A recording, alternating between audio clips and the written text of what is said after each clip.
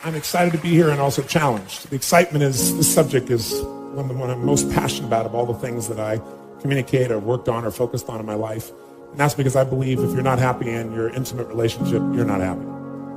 Because no matter what happens, no matter how much love we have from our children or how much we accomplish in our lives or how much we achieve, I personally believe in our soul, everybody wants that experience of aliveness. So I'm not just about marriages. I had 4 different fathers, so I know the impact that things can come from being in a position where families don't stay together. But frankly, I wouldn't have changed it. To see my mother miserable and unhappy, to stay with somebody, which is what she did with one of those relationships for 10 years, I wouldn't want to see her do again. So I'm not for the institution by itself. I'm not for the relationship. I'm for the people in it. And what I really believe, though, is it's a critically important institution, and I've supported it amazingly, but I want to make sure that the people within it don't just settle for being able to say, I'm still married. To me, that's not an accomplishment.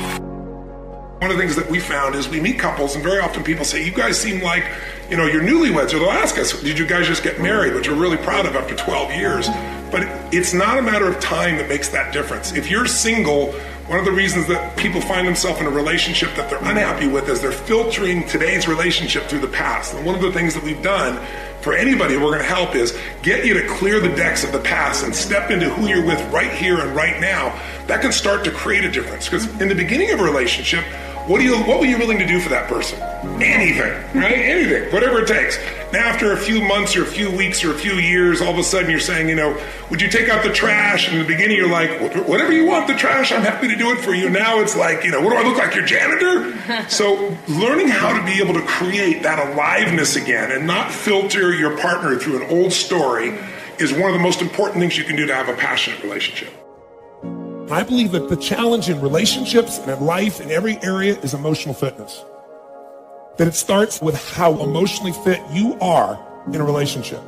If you think about a relationship, other than the maintenance of some responsibility, people today in our society won't do things just for responsibility. They've been taught to focus on themselves, unfortunately. And while we all have to have a sense of responsibility, what's even greater, it's like discipline. Discipline never works long term. Never. What works is when you become addicted to something positively new. You trade one addiction for another. When you shift from having to doing something to wanting to do something. So our focus is how to make that happen. But I'd say this to you. If you want to change a relationship, the number one thing you have to do is master your own emotions. If you don't do that, forget it. There's no hope. And what's wonderful, though, is it's easy to do if you know how. But none of us have been taught really emotional leadership. Emotional management is the very minimum, much less how to direct and shape ourselves. I don't mean faking your emotions. I don't mean pushing them down. I don't believe in positive thinking, although you may think that from watching, some of the media coverage, because people see me in an audience and there's 12,000 people and they're jumping and leaping and people go, oh, they're just in this motivational stuff. It's not that. It's that energy is part of life. And if you're sitting passively listening, you're not going to be able to listen very long, certainly not 50 hours, anything like that. If you turned on and you saw a rock and roll concert, you'd see people cheering, going for it. If you went to a sporting event, why do people do it? Because there's an energy there. So I create that in those environments. But I'm not into positive thinking. I'm not here tonight to tell you to go to your garden and say, there's no weeds, there's no weeds, there's no weeds, there's no weeds. I'm very clear that I believe that life is about leadership and being truthful to yourself. And so I believe, number one, that the mandate for any great relationship and the mandate for anybody to lead their own life and not be a follower is you got to see things as they are, but not worse than they are. Because that's where most people go. That's where they go in relationship. That's why they start to tear it down. That's why the relationship starts to break down, because people get scared when it isn't working out, and then they make it worse than it is so they don't have to try. Because they don't want to try again and be disappointed. They don't want to feel that sense of rejection. They don't want to feel that sense of failure. So most people make it much worse than it is. People tell me all the time, oh, I'm skeptical or I'm pessimistic. I said, no, you're gutless. It takes no guts. It takes no courage to be a pessimist, to say it's not going to work, to try to find out what's wrong. What's wrong is always available. So is what's right. So I'm not into positive thinking, but I am into intelligence. And intelligence says, see it as it is. Don't make it worse than it is. You must immediately clarify what has to be changed. Whenever you have what you used to call a negative emotion, you're now going to call an action signal. You know that action signal is signaling you need to change one of two things. Either your perception or your procedure. Now let me clarify what I mean by that.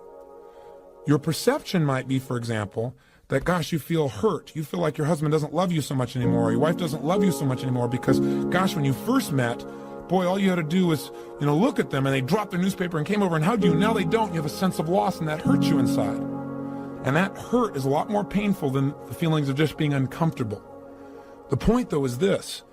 Is this an appropriate emotion for you to feel based on this situation and this time with this person? And that's really the question we want to ask ourselves whenever we have an emotion. We know that we have that signal. We need to first identify it, and then secondly, immediately appreciate this signal is offering us a message, and the message is we need to change. Again, our perception or our procedures. So our perception might be, person doesn't love me. Do we need to change our perception? Do we have some rules that are inappropriate in this situation? And the answer here probably is yes. Wouldn't you agree? This person is just wrapped up in what they're doing because they're just immersed. It doesn't mean they love you any less. What this emotion is telling you is you need to change your perception because otherwise you're going to feel pain for no reason. You might also look at this same situation as a symbol that you need to change your procedure. Procedure means the way you're proceeding with this information. In other words, what this may be is a signal to you that you really aren't communicating your real needs to your husband or to your wife. Maybe what you need to do is change your procedure, and instead of feeling hurt or instead of feeling uncomfortable, turn to your husband or wife and say, honey, I know you're wrapped up in your work.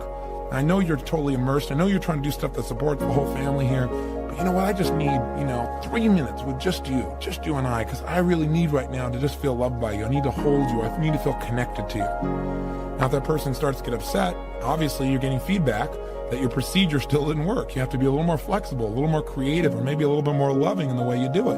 Or maybe change the timing in which you go about something. But that's changing procedure, changing the way you communicate.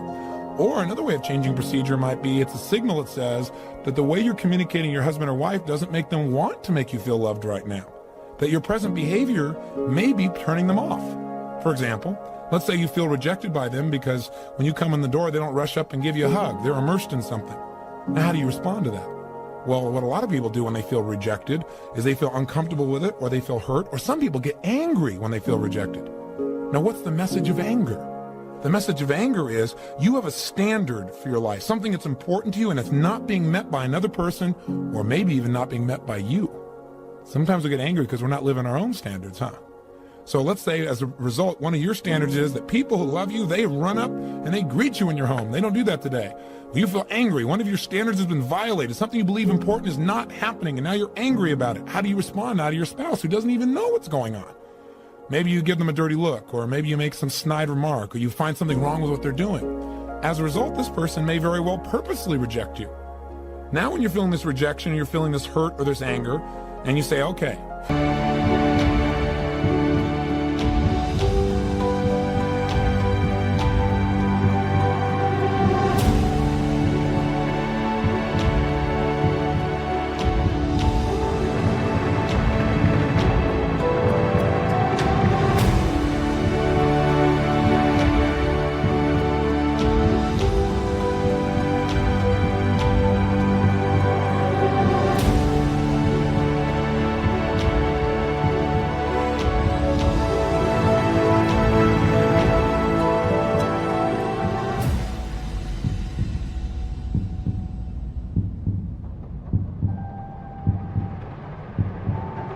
this anger means I have a message here, a signal. Signals I need to change either my perception or my procedure. Maybe you don't need to change your perception. Maybe they really are rejecting you deliberately. Maybe the procedure is not only how you communicate, but how you're behaving.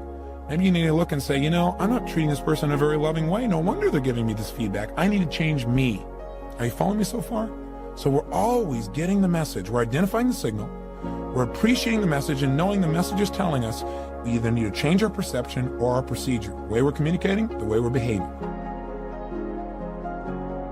See, I believe the most powerful force in the world is to be consistent with the thoughts, ideas, concepts, and beliefs you hold to be true about yourself. That is what identity is. Identity is the governor on every single area of your life. It literally sets the temperature for all of the conditions of your life. That says we know what we are, but not what we may be.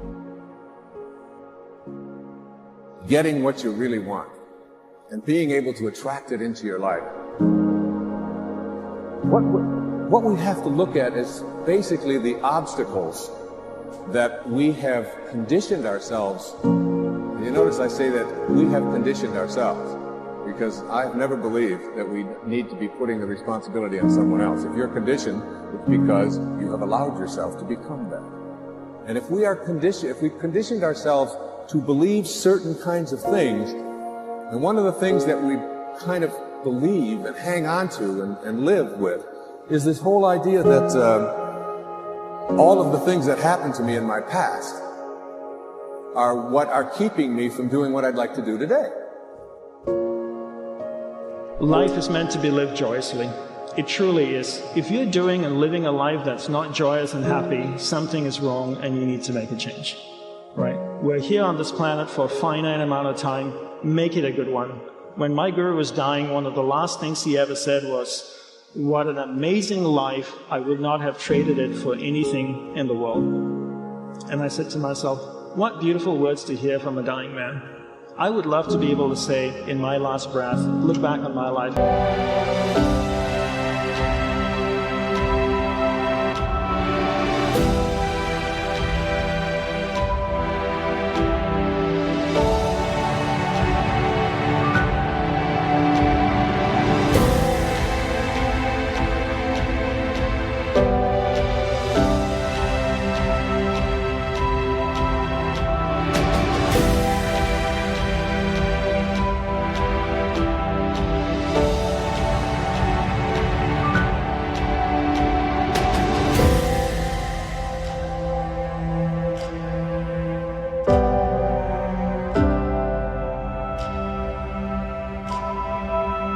Go, what an amazing life it was.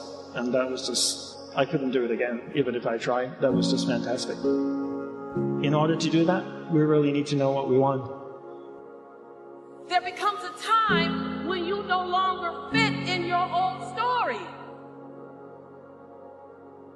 There's a new part 2 trying to be born for you. And it requires you to own every part of the past, but own every part of the possibility. And on the other side of that, the diamonds that will drop out of your mouth, the diamonds that will come birthing from your soul, the seeds that will be planted, and the harvest that will grow, you will be barely recognizable. But better than that are the people around you.